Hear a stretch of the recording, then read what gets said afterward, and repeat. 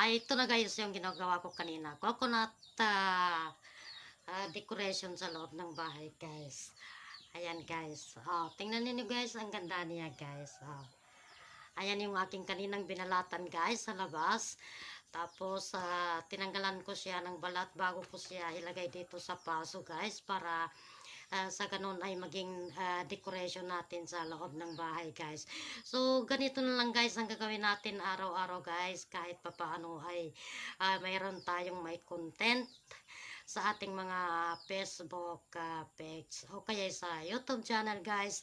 Alam niyo guys, ang YouTube channel ko guys ay hindi ko talaga inaasahan na sobrang bilis ng aking views doon, 10 million, 3 million. So, akala ko pa naman ay wala pa rin views kasi pag tinitingnan mo doon sa ah, sa profile ay wala talagang views.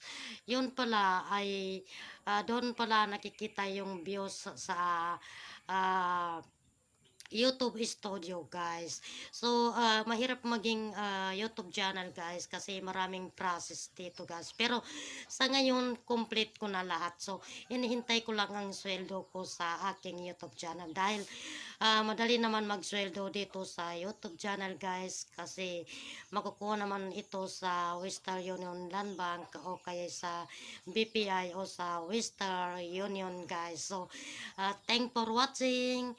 God bless. Thank you very much for watching.